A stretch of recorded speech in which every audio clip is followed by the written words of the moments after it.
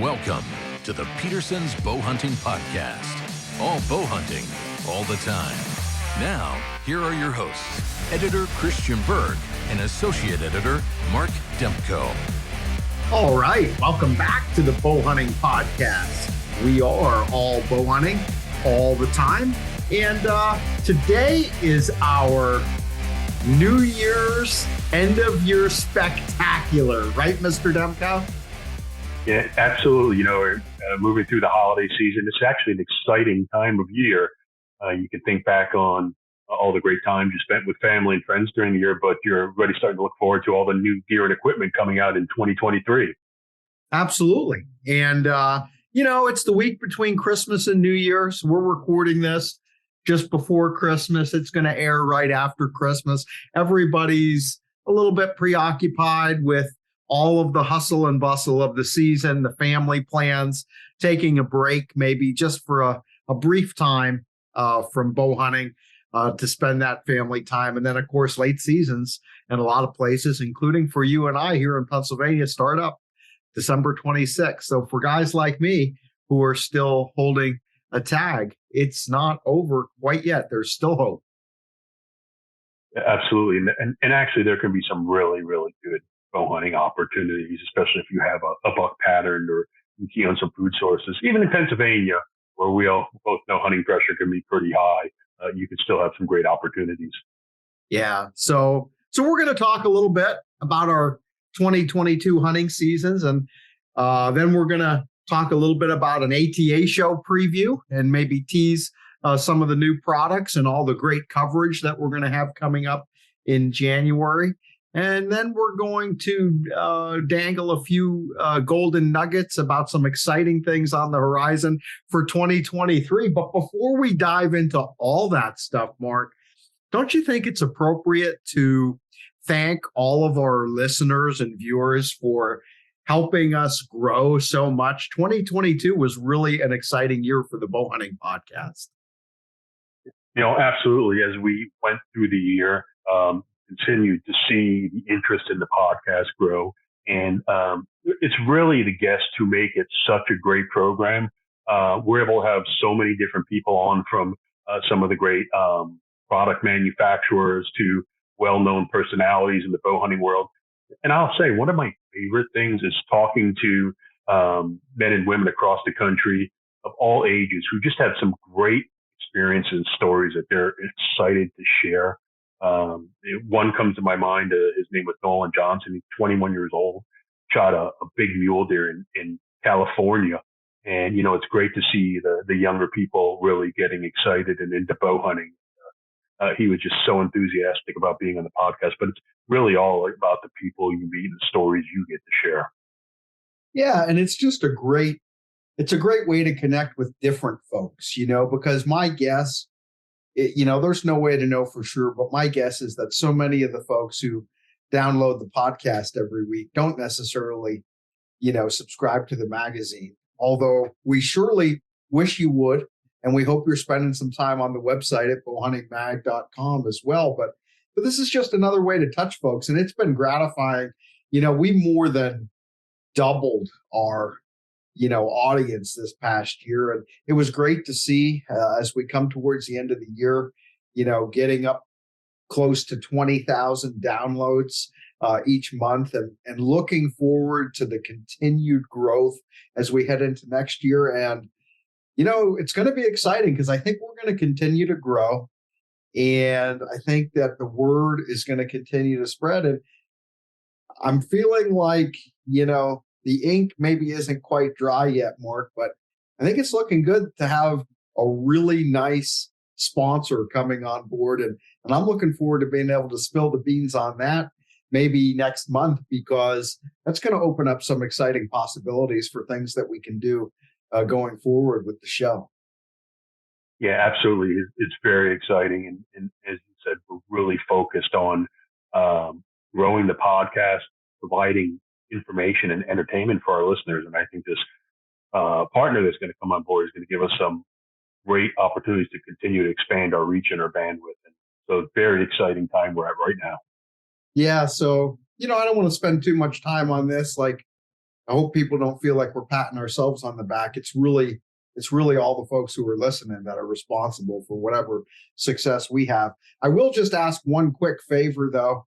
If you like the show, tell some friends about it. And if you haven't left a review for the show, well, Mark and I would really appreciate it if, whether you're on Apple Podcasts or Google Podcasts or Stitcher or wherever, Spotify, wherever you listen to the show, if you could leave a review, because we've been doing this podcast for a long time at Petersen's Bowhunting. We go back probably 10 years in podcasting, but really not in the current format. We switched to this bowhunting podcast format about 2 years ago. And, we've really upped our game, I think, since we did that, Mark. And, some of the old reviews that are out there, we had some growing pains back in the day, but we've been kind of on a roll. And, it would be great if folks would drop a couple fresh reviews. And with that, my friend, I'm going to turn it over to you for a hunting story, because you accomplished something this past fall that is not an everyday occurrence for you. And that's taking a Pennsylvania buck right on your own property, which is just a little, I don't want to say postage stamp, but it's 7 acres. So it's not exactly a private shooting preserve, Mark, but you managed to get it done. Yeah, I was pretty excited. Every year I'd say a lot of bow hunters set goals, whether it's for you to get a certain class of buck or to get on some new properties or whatever. My personal goal is to take a buck at the house, and that sounds like it's not that ambitious, but I have only 4 acres of woods on my property, and there's a road on one side and an open farm field on the other. So it's quite challenging to hunt the property, and there's very few days I can hunt because the wind has to be coming from a certain direction based on the way the deer travel. And so, long story short, I've lived here 13 years. It's only the second buck I've taken out of my house in 13 years of hunting. So believe it or not, I was uber excited.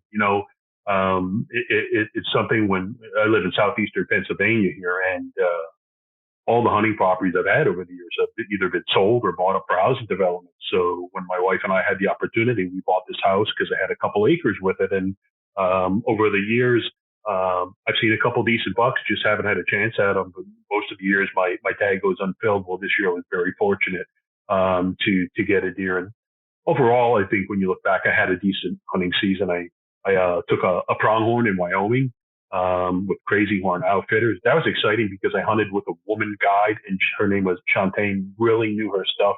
Incredible experience. It was my first time out west. And then I had a chance to do some moose hunting up in Newfoundland in September. And that's a crazy story for another day, but it was a great fall. How about you? Well, I don't, enough about me, but more about you.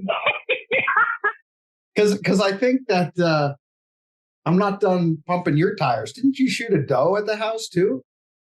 Yeah, it's the first time I've ever taken 2 deer on my property in the same year. And, so like I said, 13 seasons. Yeah, that's pretty awesome, And you talked about, only getting 2 bucks. I don't want people to think that those are the only 2 bucks that you've killed in the last 13 years. You're modest, but the truth is, you've killed quite a few deer over that time span. And actually, you've been a bit of a late season aficionado. You've got a spot for whatever reason. Maybe you know what the reason is. I don't, because I've never hunted there. But you've got a spot where you've had some consistent success in the late archery season. Yeah, I have a couple spots actually that are archery only. One's a bigger property. Now in Pennsylvania, it's like 150 acres. And one's a smaller parcel. It's only 6 acres. But they're both good in the late season because they don't see a lot of hunter pressure on that property or surrounding properties. And I had been very fortunate to be able to go out and have some success with archery gear in December, beginning of January. I find that that week after New Year's is an incredibly good time. We always think of the secondary rut or in December, but for some reason, that first week in January in Pennsylvania, if you hunt areas that aren't pressured a lot, it's incredibly good for hunting. Well, that's really interesting. I'm notoriously not fond of the cold. So I tend to not do a whole lot of late season hunting. And I've also, I guess, been fortunate to have more than my fair share of good luck over the years on big bucks. Of course, working in the industry and being the editor here doesn't hurt with getting opportunities and being able to travel to some good areas, but that's still not a guarantee. But, I've had some really good years and I've managed to kill some really nice, even a handful of world-class bucks over the years. And so I haven't had to do a lot of late season hunting, but unfortunately for me, that's not the case this year, Mark, because I've had, I'd say hands down, it was the most challenging archery season since I took the job here at Petersen's Bowhunting back in 2008. So, prior to that, what it's like living here in Eastern Pennsylvania. It's up and down, it's highs and lows, it's hit and miss, a lot more miss than hit when it comes to luck and finding a good buck. But, since I started this job and had a chance to typically take at least 2 or 3 good, hunting trips every year, this has been one of my more challenging. There's no doubt about it. I hunted whitetails starting opening weekend in Kentucky in early September. Never saw a shooter on that trip. Later in September, I went out to Montana for a combo elk and whitetail hunt with J&J Guide Service. And elk hunt was tough. It was warm. They weren't bugling that much. Activity was extremely limited to like 45 minutes in the morning and maybe 20 to 30 minutes in the afternoon. Now, that said, I actually did get within bow range of one bull that actually would probably score over 400 inches. Was absolutely astounding, but never had a shot. And then another 350 class bull probably, but never had a shot. Actually got drawn on the second bull, but he by the time I managed to get into position and range him, he walked away just as I was drawing the bow. So that was okay, decent hunt, but you didn't punch the tag. But that's elk hunting. I mean, archery elk hunting's tough everywhere. Even if you're in a great area like J&J has, that's never a guarantee. So that was what it was, not the end of the world by any means. And then the plan was to stay out there and hunt some whitetails after the elk hunt anyway. I had gone out there with John Silks, our deer editor, and I had a nice DIY deer hunt out in that same area a couple of years back, and it was absolutely filthy with whitetails. And unfortunately, in 2021, they had a severe, horrific EHD outbreak in the area. And so all of the areas where I had success in scouting and seeing deer and ultimately harvesting a really nice buck in 2020, I thought we would be able to go back to those areas and, get on some deer in pretty short order. And not only were there not really any deer there was hardly any deer sign. I mean, places where I was bumping dozens of deer out, like along the creeks and things like that in 2020, I wasn't even finding any scat or beds or rubs or anything in 2022. So that was downright depressing. And we ended up cutting the deer portion of the trip short and just heading home.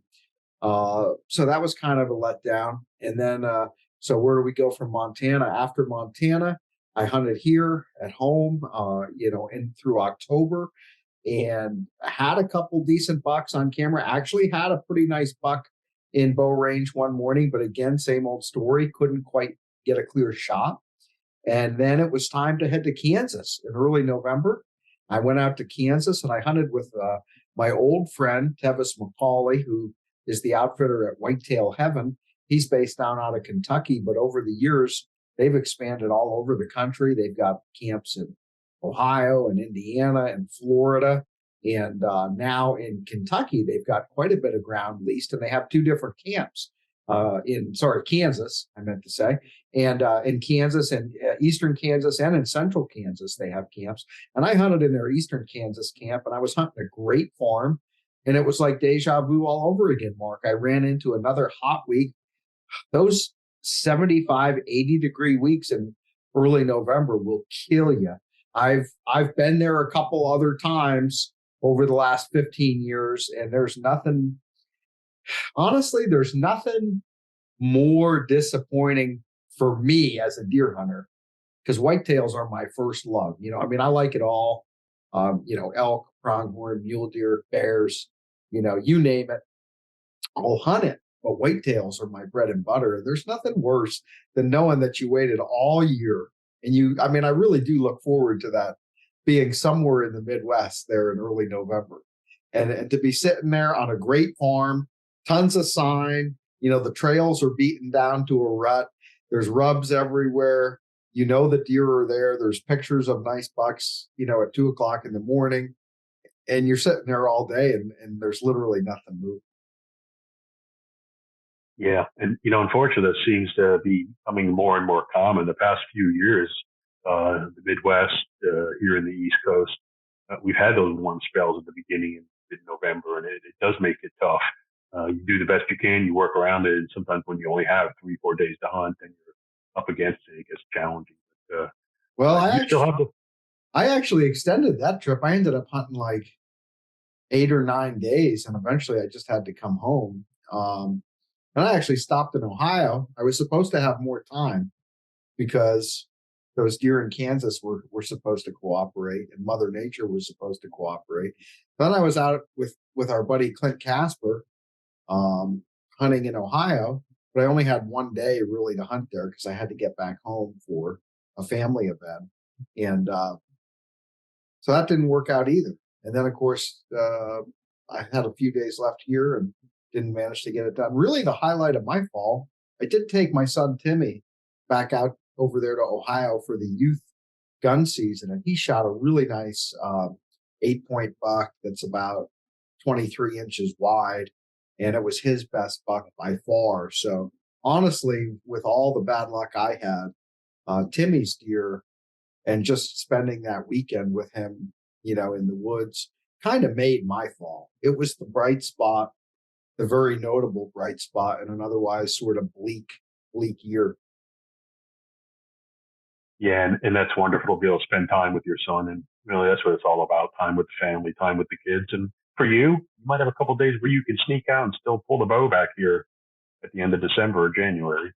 Well, you piqued my interest with your first week of January tip. So yeah, I think I'm going to have to get out because honestly, next week when this show is published, I'm going to be out of town visiting family between Christmas and New Year's. So I won't have time those first 4 or 5 days of the late season. But first week of January, I probably will have some time. And it's, I ought to do it, Mark, just to try and make you proud at this point. You know what I mean? Good luck, and hopefully you'll have some success. Yeah. So let's move on to the next thing that I kind of wanted to talk about. This is exciting because, gee whiz, right after the new year, it's not going to be long. We're going to be packing our bags and heading to the airport, getting on a plane, heading to Indianapolis. It's 2023 ATA show time. And, if there's one thing we pride ourselves on here at Petersen's Bowhunting, Mark, it's gear coverage. And I think we do it about as well or better than anybody else in the industry. Hey, and that's our goal, is to provide comprehensive coverage from your bows and your crossbows to all of your accessories. And so this is a big time of the year, an exciting time of the year. You get to go to the ATA show, which is the premier showcase for everything in the archery and bow hunting world. You literally see hundreds of new products during the 3 days of the show. Get a chance to talk with the manufacturers and learn more about the rests and the optics and the accessories that are coming out for the coming year. So it's really a great time, and we try to cover that thoroughly, not just with our gear guide and then our March equipment issue, but throughout the year, online, website, through our social media coverage and so forth, things like that. Because our goal is to make sure that if you're a bow hunter or an archer, that you're up to date on all the new products and how they're going to help you continue to evolve and enhance your skill set and make sure that your bow rig is set up and everything is in good shape. Yeah, I mean, our tagline at Petersen's Bowhunting is the modern bow hunting authority.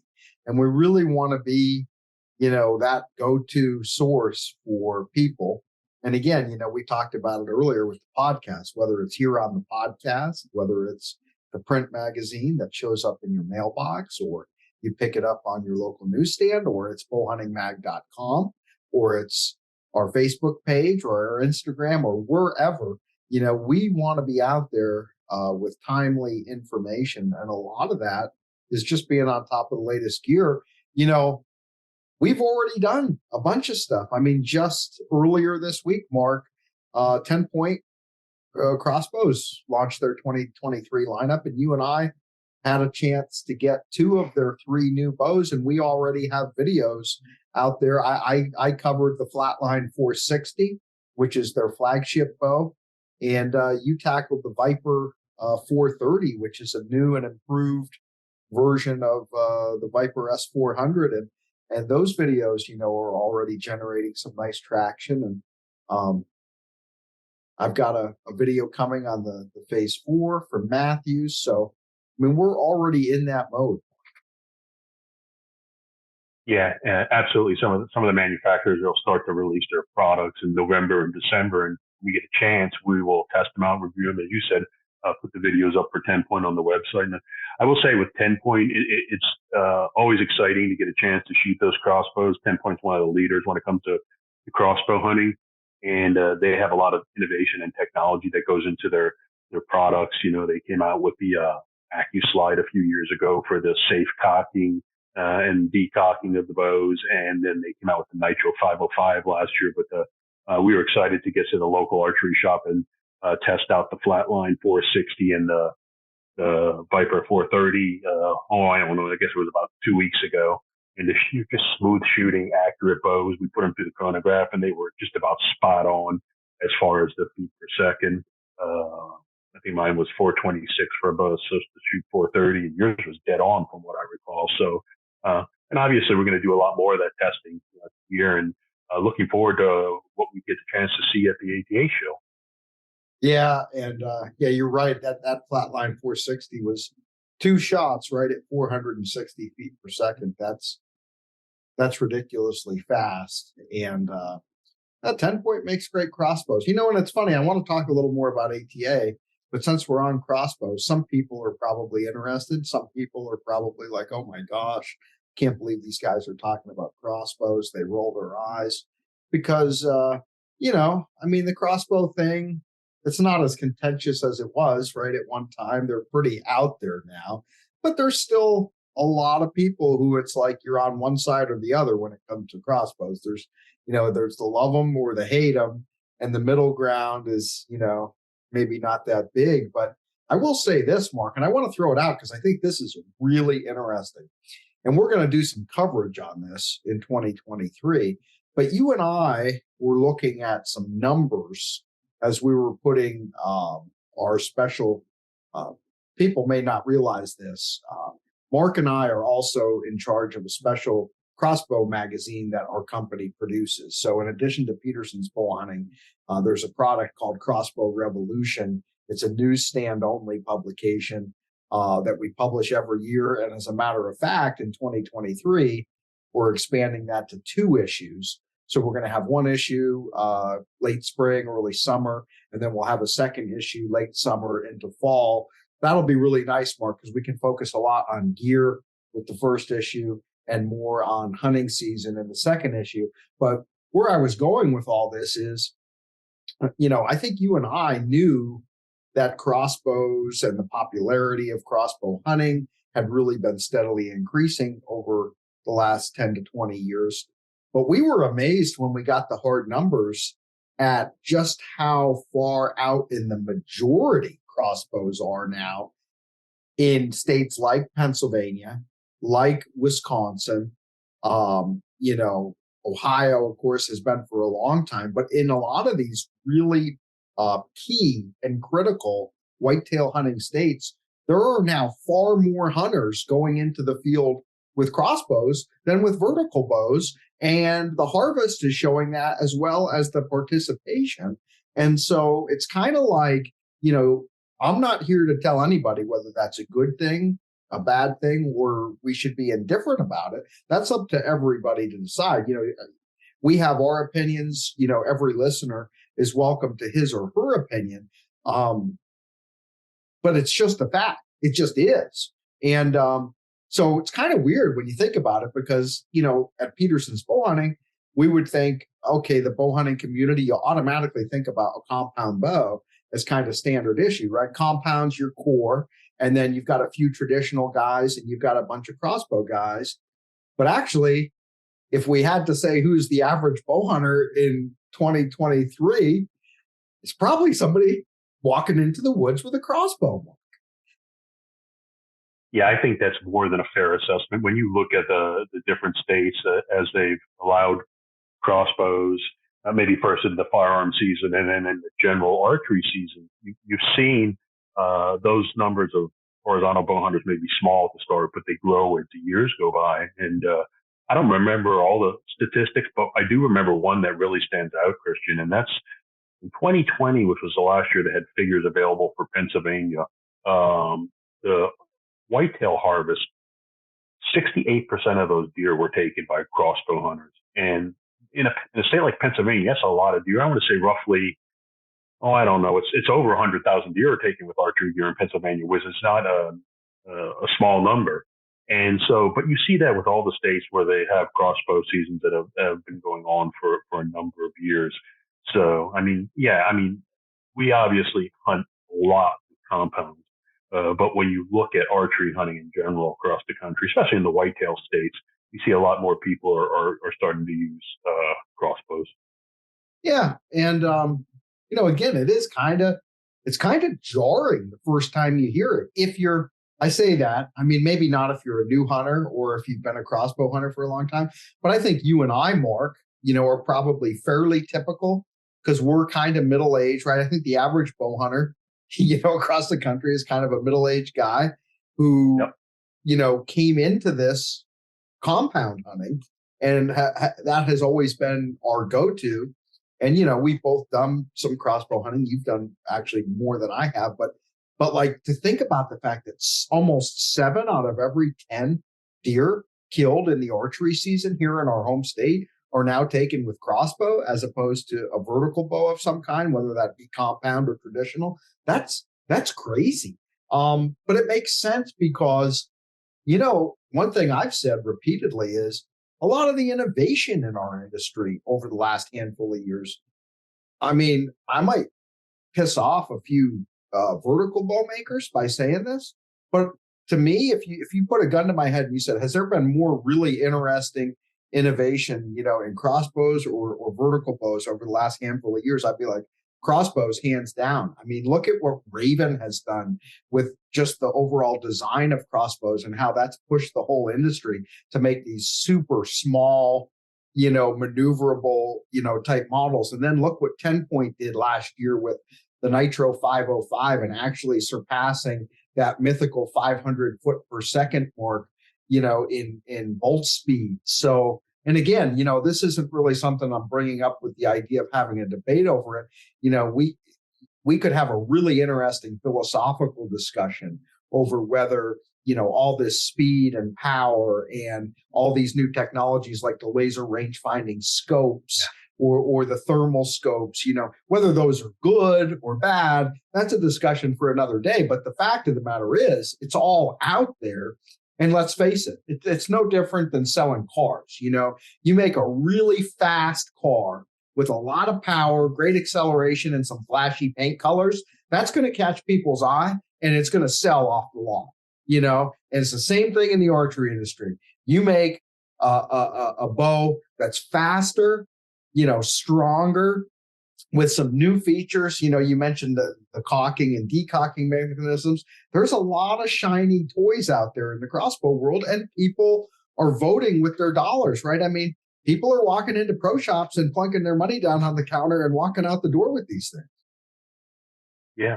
And I have to say, the nice thing about archery hunting, archery season, you can approach it and tailor your hunting experience any way you'd like. you can go out with a recurve if you want. You can go out with your compound. And if you say, I want to go with the crossbow, you can do that. And so, you're talking about there's these high-end crossbows, there's entry-level crossbows, there's a variety of compounds. That is the great thing about archery hunting. You can make your setup any way you want. Yeah. And so that's part of the reason, that we're going to 2 issues with that crossbow magazine, just because, crossbows are just popular right now, and there's a demand for that. And I just want to say one more thing, and then we'll move on from this topic. But, for the folks who hear this, the data and the trend, and you think, oh, that's terrible. It's shouldn't be going that way. More people should hunt with compounds. I would just say this, because I don't necessarily disagree with those folks, at least to this extent. I think if you're somebody who came into bow hunting as a crossbow hunter and you've never tried a compound, I think it's at least worth trying. I think it's at least worth picking one up and playing with it in the yard. And if you're physically able, I think there's some real cool nuances, that separate the compound from the crossbow, drawing that bowstring yourself by hand, having to do that when an animal's close, having to, just execute the shot with a little bit more physical involvement between you and the bow than you would with the crossbow, which has a stock and a scope. So again, not saying what's right, wrong, what's good, bad. It's just a different experience. I think it's a little bit more challenging. Some people would say a lot more challenging. So if you haven't done it, give it a try. But to the folks who just are up in arms or indignant over the fact that folks are using crossbows, I would say that as compound proponents, right? I'm speaking to those folks now. You need to do a better job of making the case for why the compound is superior in your mind, because again, it all comes down to dollars and cents and what people are voting with when they walk into an archery shop. So, if there's a real feeling amongst the bow hunting community or the archery industry that we need to get more of these crossbow folks into vertical bows, then that's all well and good, and I think that there's some merit to that, but we can't just sit around and bitch and moan about it. We've got to make the case. We've got to take each one of those crossbow hunters, by the hand, not by ostracizing them or denigrating them, but by putting our arms around them and saying, hey, there are some other options available here for the stick and string community. And you might find that you really enjoy these too, and give it a shot, give it a taste, and see if you like it. Absolutely. And, obviously we're all in the same boat together, and, everybody working towards a common goal. I think that's a great point as far as, if you have somebody to hunt for the crossbow, if they're physically able, see if you can get them to try a compound. You would say that, crossbows are a great starter bow for introducing young people to the sport of bow hunting. But at some point, a lot of parents then will transition their kids to try and use compounds. Well, same thing with an adult or somebody who maybe just isn't a crossbow hunter. So that's a great point. Yeah. So enough on crossbows, but it's always an interesting topic. So let's kind of circle back towards ATA. Because I want folks to know, the trade show this year, I believe it's the 11th, 12th, and 13th of January out in Indianapolis. I think you and I are flying out on the 10th. And Mark and I are going to be on the show floor all day, all 3 days. We've got a pile of appointments lined up with various manufacturers, and we're going to have a video crew with us, and we're going to be filming product segments every day. We'll definitely be posting all those on bowhuntingmag.com. And we're also going to be dropping several new product articles every day online. So digital editor Drew Pellman is going to be there with us, and Drew is going to be, getting all that stuff organized. So we're going to have pretty much wall-to-wall coverage throughout the show. And we want to be, your go-to place there while the show is going on. If there's something, significant happening at ATA, Mark and I are going to do our best, to be all over that. Yeah. And we're also going to do some podcast episodes out of that to try and extend that new gear coverage throughout the spring, probably well into the summer. And, as we put together, doing the print version of the ATA guide, I don't know, I'm guessing there's 300 products in that. And then we're literally going to see dozens upon dozens more when we get on the show floor, because some of the manufacturers keep those products under wraps until they get to the ATA show. I will tell you now, this is my third year of doing this, and I'm amazed at how many new products come out every year in the bow hunting and archery world. The first time I was astounded, but even today I'm still amazed how many new products come out. And that's whether you're talking about, broadheads and arrows and, or bows and crossbows. So, but we'll do our best to cover as much of it as we can throughout the year. Yeah. And, there's always something, as much as we try, because you and I work, really hard, honestly, from October right up until the show to try to gather as much new product information as we can before we even get there. But it never fails. There's always a handful of things that surprise you or catch you off guard at the show. And there's always a few products that you didn't see coming that kind of come out of left field and create some buzz, at ATA. Yeah, absolutely. I mean, it did that, and that's one of the great aspects of the show. And there's a couple products that have really caught my attention over the years. And won't get into a lot of detail, but that twin strike that came out from Excalibur crossbow a couple of years ago. Never in my life could I have envisioned a two-shot crossbow. That's just the first thing that popped in my mind. But I'm always excited to go down the aisles and see all these products that come out. What's great is not only you have the big manufacturers there, but you also have like the little mom and pop people who are trying to make it in the archery world. They have some really innovative products. I've been smiling ever since you said the twin strike. Do you remember some of the memes people put together when that twin strike first came out?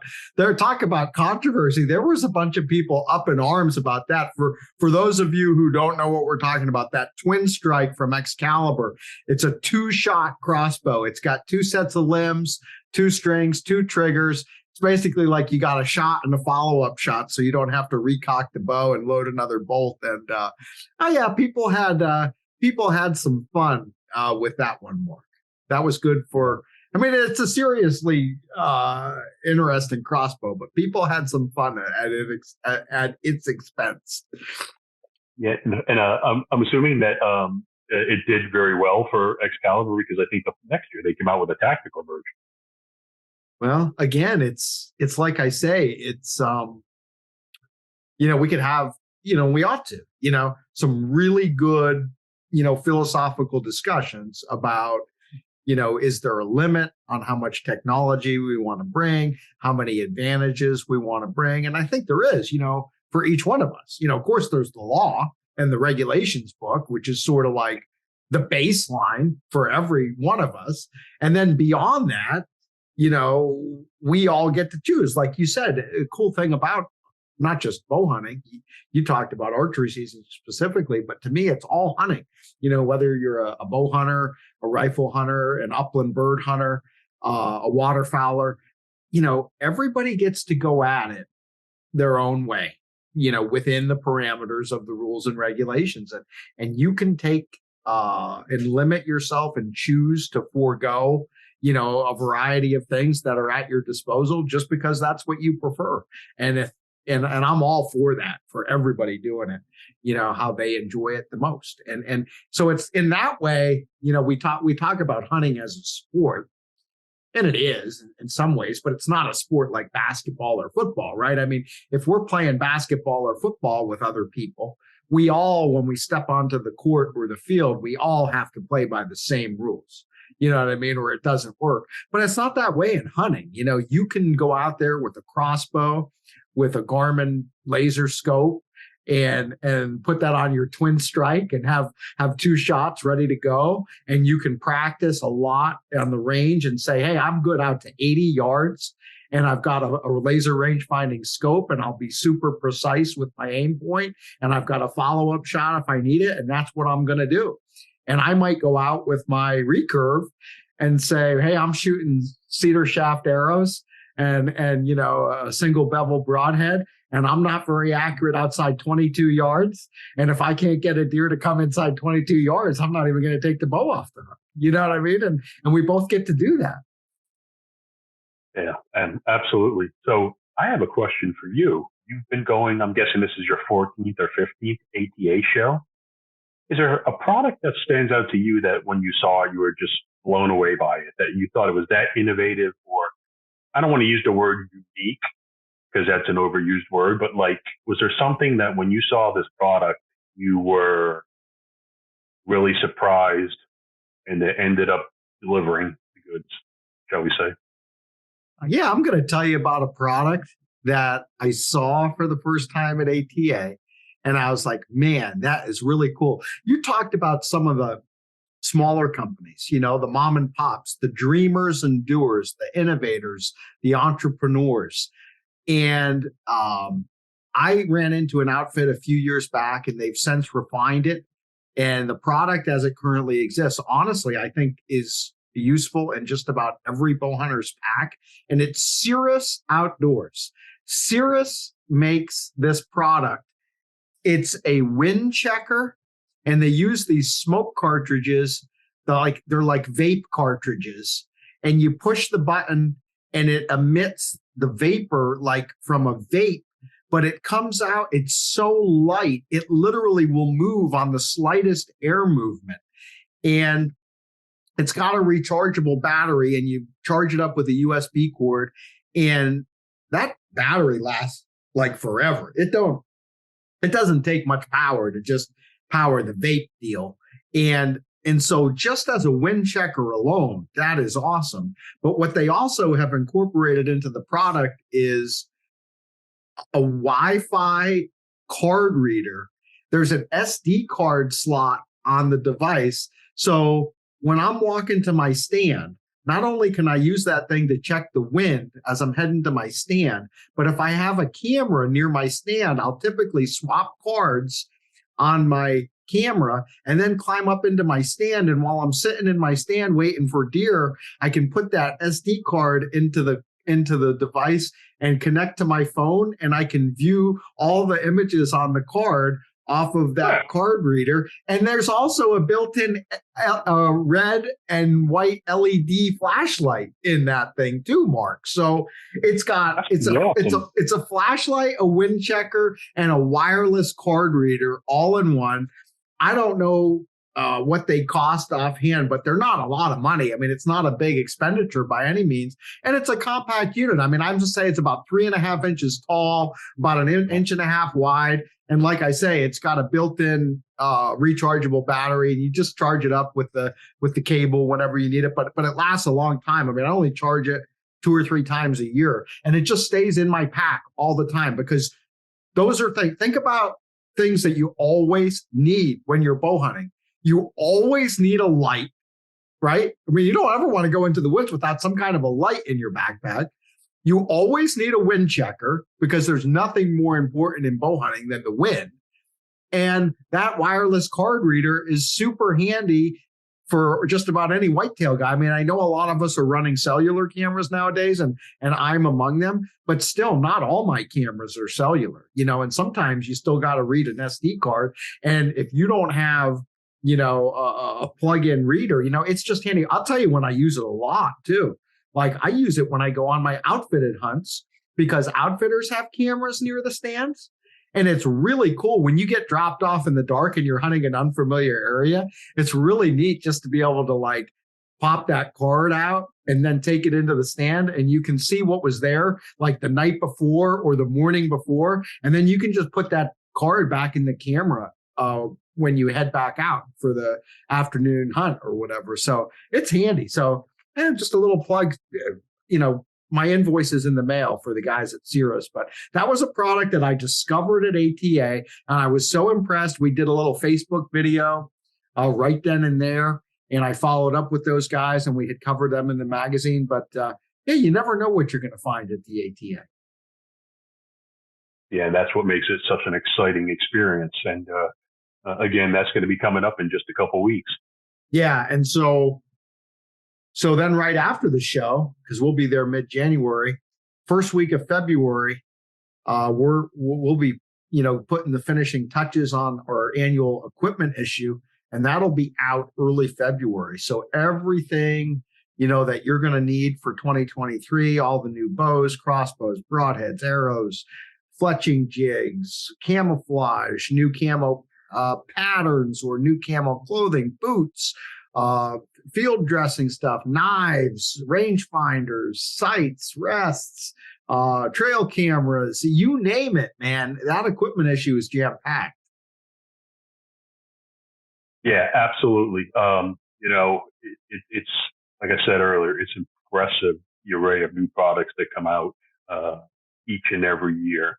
As the technologies advance, and I think one of the things that's probably worth mentioning, is as the bow manufacturers are working with the accessory manufacturers, you're starting to see this integration of stabilizers and sights and rest and everything to work seamlessly with the bows. And so now you're starting to see a lot of the bow manufacturers coming out with their own cases and stuff designed specifically for their bows and their crossbows. I tell you what, even though we work in the industry, it is still impressive how many new pieces of gear and equipment come out each and every year. Oh, yeah. And I mean, we don't even have time to get into it now, but I dedicated my editor's column in the equipment issue to that. One of the big trends that we're seeing in the industry right now is this integration. We saw it kind of start with QAD when they partnered up with Matthews to introduce that first integrate rest. And of course, the integrate rest system is now used by a bunch of bow makers and a bunch of rest makers. We saw Matthews develop the bridge lock technology for the sight mounting last year, and now they've expanded it to stabilizers. Prime partnered up with Hamsky this year to develop a special rest for their bow. They partnered with Tight Spot to develop a special mounting system for the quiver. You're seeing this where it's not just the individual components anymore, but it's the way that they all come together to make a comprehensive shooting system. And I used an analogy in my column of a sports team where you get a bunch of really talented athletes, and each one of those people individually is impressive, but when you put them all together, and you get some practice and a plan and then precision execution, it's really a whole that's far more than the sum of the parts. Yeah, absolutely. And having everything work seamlessly together, really going to benefit the field. So there's some exciting things coming for product for 2023, and there's definitely going to be opportunities. It's funny, years ago, a guy named Patrick Mayteen was one of our field editors, and Patrick's still in the industry doing other things, but he used to use a term in his articles when he wrote about various new products, and he talked about buying accuracy. And the point was that if you had some money and you could afford, some of the better made, feature rich products on the market, it was going to help you to shoot better. And it doesn't mean that your shooting form doesn't matter. It doesn't mean that you don't need to practice, but there's definitely something to be said for that, and there's going to be a chance for folks in 2023 to buy some accuracy, if you will. You have nothing to add to that? You're already as accurate as you want to be, Mark? No, I think we covered the fact that everybody's working together and things like that. But I think people are going to be impressed with some of these products that are coming out this year. And not to get into a lot of detail, but Matthews is another one that comes to mind with what they're doing and things like that. So where they're integrating all the different bridge lock pieces into their bows to make a seamless system. And so, I think if you're in the market for a new bow, you want to look at those complete packages. And there's certainly several options in 2023. Yeah. So I guess the last thing I want to do here as we wrap up our end of year spectacular, as I'm calling it. I don't know how spectacular it is, but I definitely think it was wide ranging. We were a little bit all over the place, like a couple of drunks driving down the highway. So there's that. So hopefully the entertainment value was good. If somebody was relying on this to get them through their commute, hopefully we've thrown enough darts at the wall to hit on something that interested them. It's a wide array of disarray, I guess, huh? I like that. That could be our new slogan. The Bowhunting Podcast, a wide array of disarray. The only thing predictable is it's unpredictable. No, I wanted to talk about a couple things that we have on tap. Talked about the second issue of Crossbow Revolution and crossbows being a hot trend in the archery industry. Tell you, there's another hot trend in the archery industry that's been going for a handful of years, and that's saddle hunting. Now, what's interesting is we ought to come up with an article about crossbow hunting from a saddle. But I'm sure there are people doing it. But at any rate, that's going to happen one day. Yeah. So saddle hunting, though, in all seriousness, is still red hot. Lots of cool new. We've got a couple new saddles and saddle platforms and climbing sticks and things in the equipment issue. We're going to be publishing a special saddle hunting magazine in 2023 too. That's kind of exciting and a new deal, and I think that's going to go over big with all the kiddies.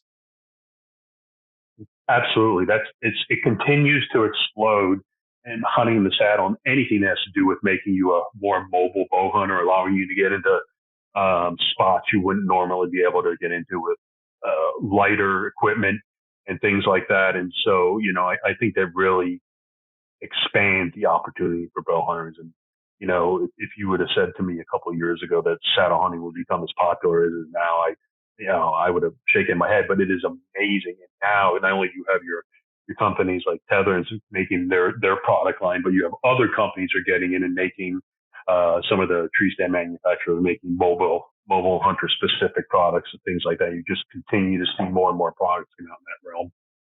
Yeah, and I mean it's right up. I think one of the reasons that it's gotten so big is it dovetails so nicely with public land hunting, and that's a big. That's kind of become a real,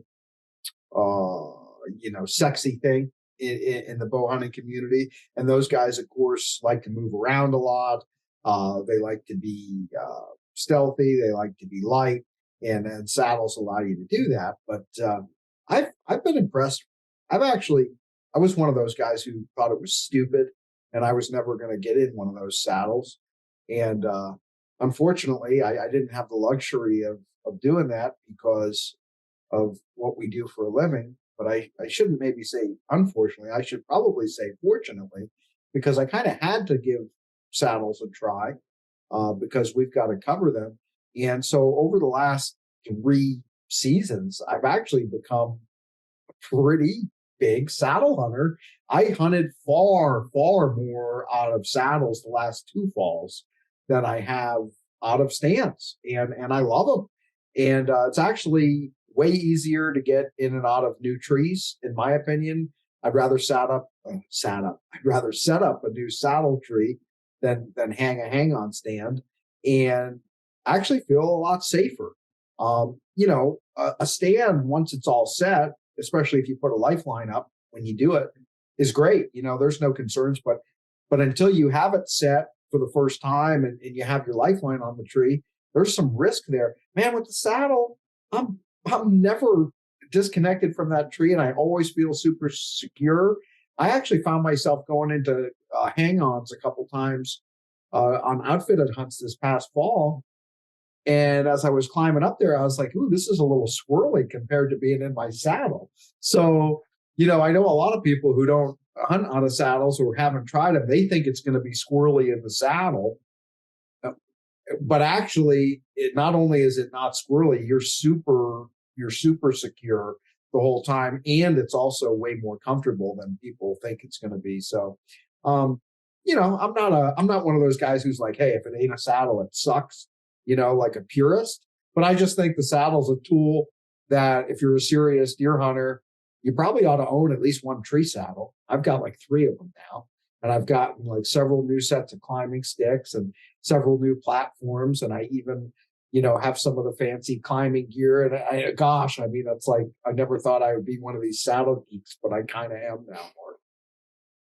Yeah, and like this, you said, it's you try it, even if you're originally not interested in it. It's really a great opportunity to open up new doors for getting into the back country or getting into spots even on the property hunt, and maybe normally get up in the tree and things like that.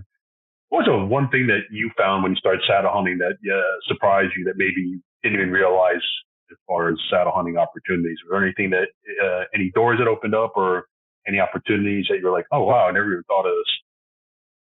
Simplifying the scouting process. Pre-saddle, if I would walk in the summertime, right? You scout a property and you identify some trees that you want to hunt in the fall. Then you'd have to go back with like a hang on in advance of the season and get that all set up. Now, I just walk and I just mark some trees or drop some pins, on Onyx or whatever. And I don't do anything. I don't go back until I want to hunt. I just go in with a set of climbing sticks in my saddle. And, when you start doing that and you start killing deer, well, that's the best selling point, for the saddle of all, when it's like, it really keeps the deer off guard, being able to move, even if it's just a little move of 50 yards, within a given area, or being able to make that quick adjustment. That is the biggest thing to me, it's the simplicity of it and the versatility of it. It really helps me. I feel like I keep the element of surprise in my favor more now with the saddle than I ever did before with fixed stands. And, the problem with stands is even if you have 8 of them out there, no, you're still kind of locked into the same 8 spots. You know what I mean? Whereas with the saddle, it's literally, it's like the accessory manufacturers advertise, when they talk about like sight, it's infinite adjustability. And I always laugh at that because I'm like, well, no, it's not infinite. You can't move it 27 feet, man. But like with a saddle, it really is infinite adjustable. I mean, it's not infinite, but it's limited by only the number of trees that are on the property, because you could just about get in any one of them, and there's a lot to be said for that. That's great. Yeah. So, so let's tease one hunt too, because I'm excited about this. Oh, by the way, the boss, that's my wife. She said those dates in June would work.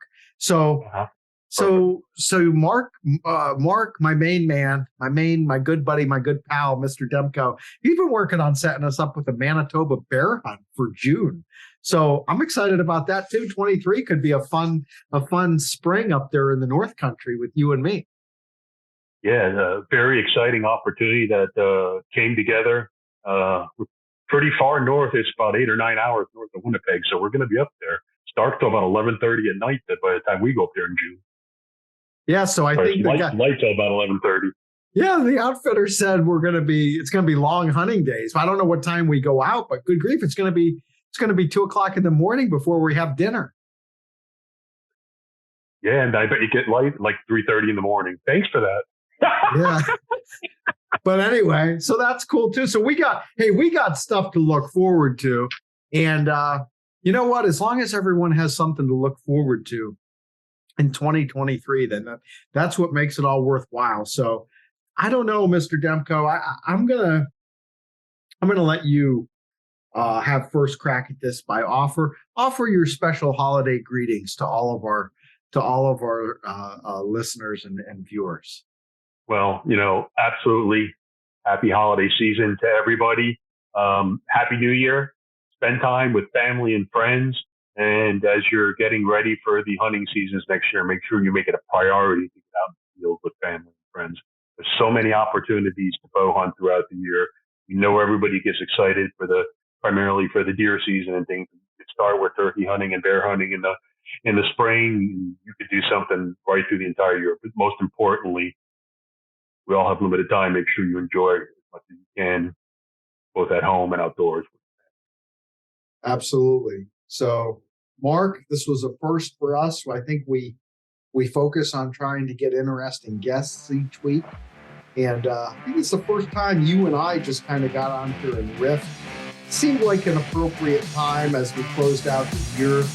And like you said, I just want to wish you a very Merry Christmas. All the folks who are listening, a very Merry Christmas, Happy Hanukkah, a healthy, prosperous new year.